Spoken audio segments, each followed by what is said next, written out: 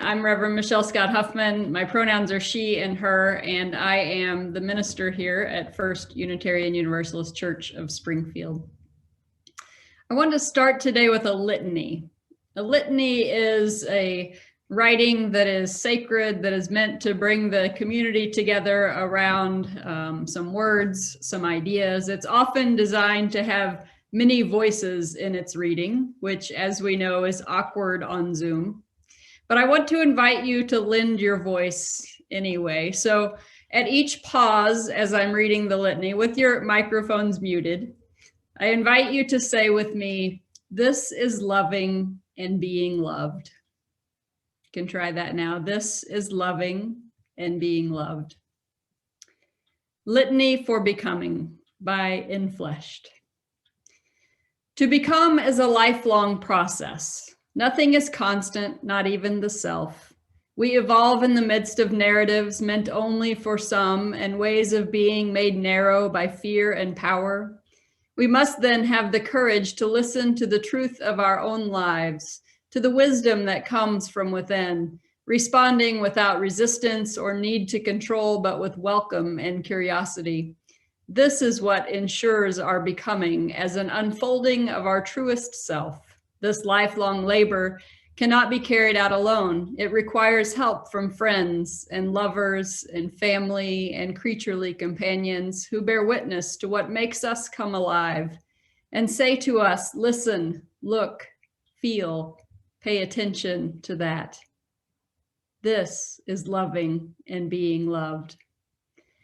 Telling the stories, sharing in the memories, giving thanks for the relationships, understandings, and experiences past that have shaped us to this day. This is loving and being loved.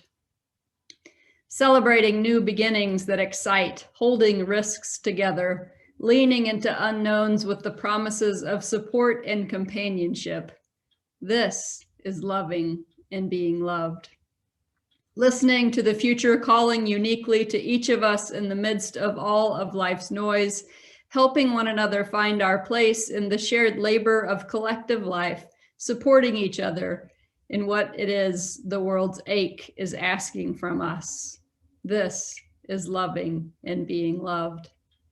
To say for the first time, this is who I am, this is the truth of my body, this is what I know about myself, this is my name, and this is where my path is leading me, and to have it heard, have it received, have it affirmed, and then to say it again and again as we change and as the world changes, and to have each proclamation greeted with an open-armed embrace.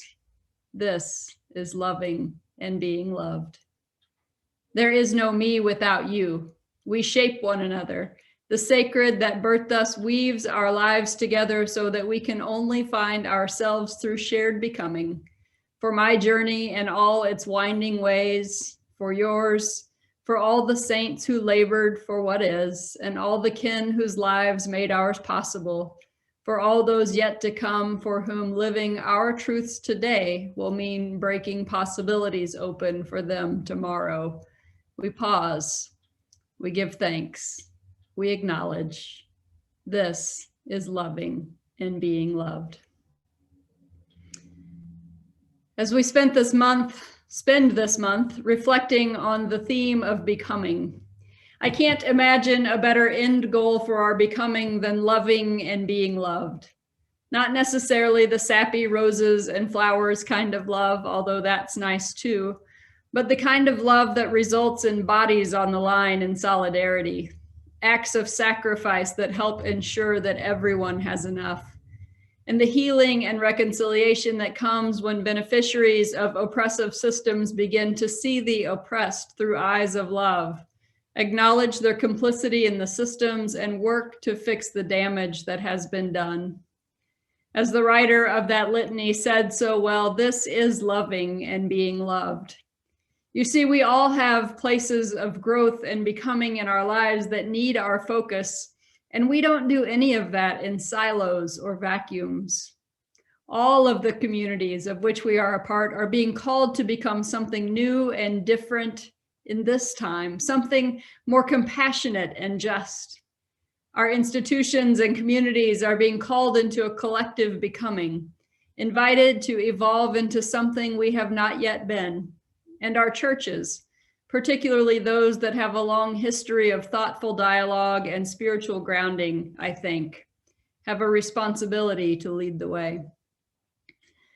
Earlier this week, I was a part of a gathering of 12 people with pretty diverse ideological, theological, and political beliefs, brought together to practice being in conversation about things that matter, things we adamantly disagree about, and imagining how we might lead others into such bold spaces, both in the church and in the community, in an effort to stop demonizing one another and start trying to understand one another. One of the participants in this conversation was Bill. I've been ordained in that tradition for 10 years now, and I'm fairly certain that Bill and I have been disagreeing on matters important and not so important for about 9 3/4 of those years. This time was different, though. There was something about the intention set for the space and our commitments to be a part of it that caused us to listen to one another differently. And in the sharing of our stories, we became more human to one another. Bill and I have a lunch date on the calendar now, and I hope that we'll continue to be in regular dialogue with each other and keep talking about the hard things. And here's where it gets tricky, because my motivation can't just be to get Bill to come around to my way of thinking. Rather, it has to be that both of us experience growth and transformation that results in both of us bringing more love and justice into the world around us. Because in the context of our impact in the world, my individual becoming and Bill's individual becoming is not what matters necessarily. What matters is that together we become a force for good and healing that becomes an extension of the mission of the institution that we both share. To be a movement for wholeness in a fragmented world is what that institution names. My individual becoming is what will allow me to be able to engage boldly and authentically in our communal becoming, but our communal becoming will continue to encourage me individually to do the work I need to do for my own personal growth. Many of the world's religious and ethical traditions recognize this push and pull toward communal becoming and the ways that it renews hope for the world that we share. Our sixth source, named at the beginning of our service, is one reminder.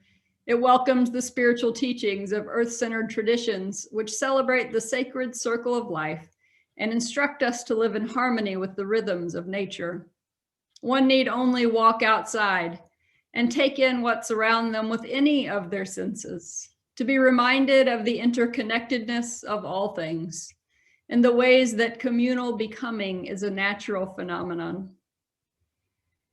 In the Buddhist tradition, Thich Nhat Hanh says that it is possible that the next Buddha will not take the form of an individual. The next Buddha may take the form of a community practicing understanding and loving kindness, a community practicing mindful living.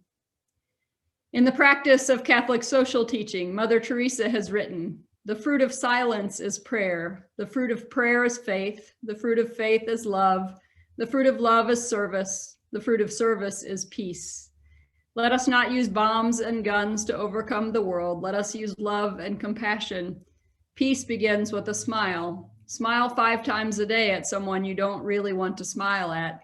Do it for peace. Let us radiate the peace of God and so light, God's light, and extinguish in the world and in the hearts of all hatred and love for power. Today, if we have no peace, it is because we have forgotten that we belong to each other." In the US civil rights movement of the 1960s, Martin Luther King Jr. famously proclaimed that all life is interrelated. All humans are caught in an inescapable network of mutuality, tied in a single garment of destiny. Whatever affects one directly affects all indirectly. I can never be what I ought to be until you are what you ought to be. And you can never be what you ought to be until I am what I ought to be. This is the interrelated structure of reality. And UK teacher of nonviolent communication, Jocelyn Ames, writes, "No life exists independently. All life is interconnected. The process of coming into being, of emerging as our fully developed self, is not just an individual journey, but one which emerges through our relationships with others and our environment. The human is never alone, but in constant communication and communion with life." Ames writes as one passionate about what she names as the transformational potential of a community based on a culture of trust and compassion. The kind of culture that allows us to be safely transparent and vulnerably honest about who we are, even the parts we fear are unacceptable or unwelcome. A society which allows each individual to flourish into their fullest, most authentic and alive expression of themselves brings enormous personal joy and new possibilities for life together. When I am supported in bringing compassion and expression to all parts of myself, I start to see the same humanness in the behaviors and actions of others, and it destroys the kind of fear which sets me against another person and against myself. In this season of becoming, I wonder how we as a community can support individuals in their fullest experience of becoming while also honoring the connectedness of our journeys and setting intentions for the collective impact of who we become together. Our principles call us to become what is needed by the world around us to bring about justice, equity, and peace, in addition to spiritual nurture and intellectual stimulation. Our principles are the why that leads us to discern how and then to imagine what. For example, the first principle of Unitarian Universalism is the inherent worth and dignity of every person. Holding that principle at our center during the winter months led us to a place of discord between our hopes for the community that we are a part of and the reality being lived by our unsheltered neighbors. With the why deeply ingrained in us, we began to ask how we might contribute to the safety and well-being of these neighbors. And it was clear that shelter was both a pressing need and something we had the resources to do.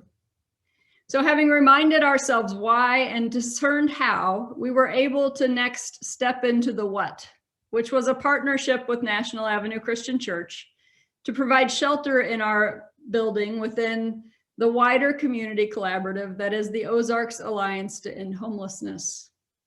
Now that what has come to an end, we are faced with the reality that the first principle that was our why remains unfulfilled.